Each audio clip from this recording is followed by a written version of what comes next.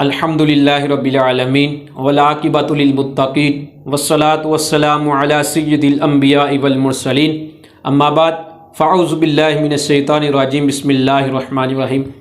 ناظرین، یہ جو گزشتہ دنوں سے فلسطین پر ظلم ہو رہا ہے، اگر ہم اس ظلم کو محسوس کر رہے ہیں، ہمارے خون میں ہلچل مچ رہی ہے، پھر جان لیں ہم مومن تو ہو سکتے ہیں، ہم مومن کہلانے کے بھی قابل ہیں۔ اگر ہمارے خون میں ہلچل نہیں مچی تو پھر جان لیں ہم کامل مسلمان نہیں ہو سکتے۔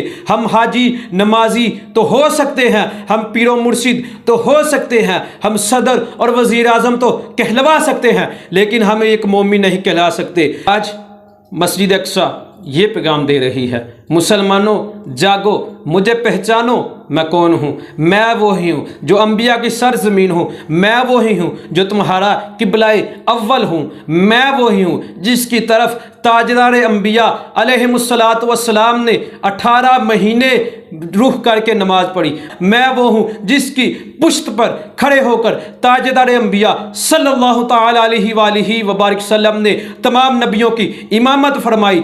مسجد اقصی یہ پیغام دے رہی ہے کہ میں وہ ہوں جس کے متعلق نبی پاک علیہ السلام نے ارشاد فرمایا کہ مسجد نبوی کی طرف جانے سے ثواب ملتا ہے، مسجد حرام کی طرف جانے سے ثواب ملتا ہے۔ میں وہ ہوں جس کے متعلق فرمایا کہ اگر اس مسجد میں ایک نماز پڑھے تو اللہ تبارک و تعالی 25,000 نمازوں کا ثواب عطا فرماتا ہے۔ مسجد اقصی یہ پیغام دے رہی ہے کہ میں وہ ہوں جس کے متعلق نبی پاک نے ارشاد فرمایا کہ قرب قیامت اگر کسی کے پاس گھوڑے کی لگاموں کے برابر جگہ ہو اور وہ وہاں بیٹھ کے صرف مسجد اقصی کی زیارت کرے، کائنات میں جو کچھ بھی ہے وہ ایک پاسے، مسجد اقصی کی زیارت کرنا ایک پاسے۔ یہ مسجد اقصی پیغام دے رہی ہے کہ یہ جو ظالم ہے میرے تقدس کو پامال کر رہے ہیں، میری بے حرمتی کر رہے ہیں۔ حضرت یہاں اگر کسی کے گھر میں ٹائل لگی ہو اور وہ اپنے جوتے باہر اتار کے جاتا ہے، حضرت وہ تو اپنے گندے وجود لے کے اس